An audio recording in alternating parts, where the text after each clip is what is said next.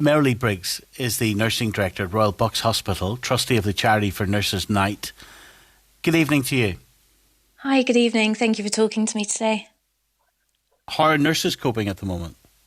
I think I would echo a lot of what's already been said. Actually, it's an incredibly difficult time, and well-being and mental health have been pre-existing issues in the NHS for an awfully long time. And what the present crisis really has done is really exacerbated that. And I know from many of my colleagues that they're really running on empty. The first wave was difficult. People were running on adrenaline, but now actually people are really reaching their kind of breaking points, I think.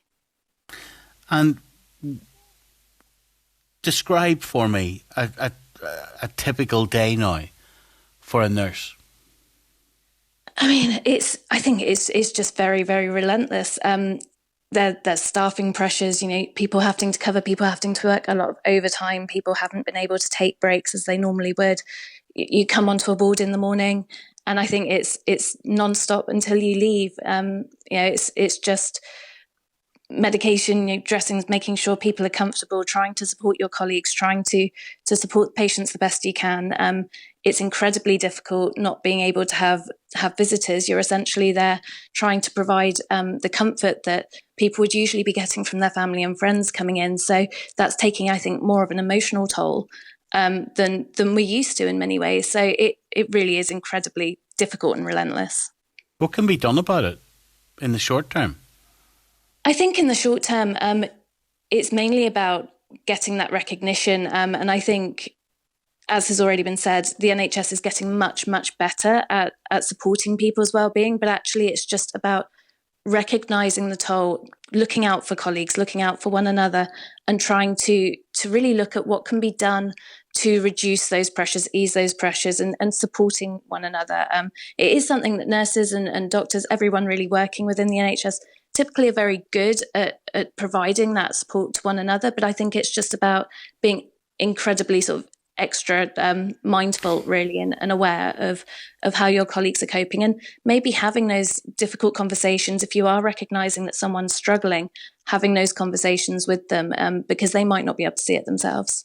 Given the pressures there are nurses getting pulled into doing things beyond their training? And does that add to the pressure, or is that not happening? The way that I would see that is that actually the thing that we're getting pulled into more and more is the emotional support that would usually be provided by others. We, from a skill set, nurses are, there's a lot of very highly trained nurses out there. They're not being asked to do anything more than they would usually be expected to, or that their training allows. I think it is just the rate at which they're having to do things, the scale, the numbers of patients they're having to support, and the pressures within the teams of, say, covering and supporting colleagues. That's where it's becoming sort of more over and above what we'd usually do. Merrillee, is there a stigma around mental health in the health service?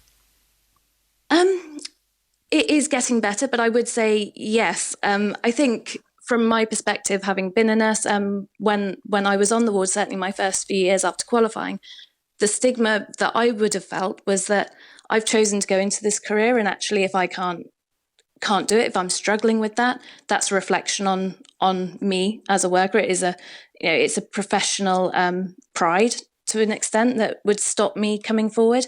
There used to be, I think, much more of a stigma. The NHS is working hard to overcome that, but it's incredibly difficult. And it's also, you don't want to let your team down. You don't want to be the one suffering. And accessing support within your own trust can be an incredibly difficult thing to do. I think, when you reach that point of burnout,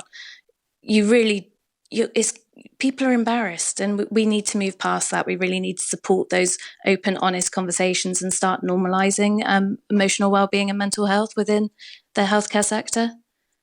Merrillee, thank you for talking to me tonight. Merrillee Briggs, Nursing Director at the Royal Bucks Hospital. If you are feeling vulnerable this evening, you can go to the BBC Action Line, bbc.co.uk/action line. There is a number for the Samaritans, 116 123. And don't be worried about asking for help. That is the right thing to do.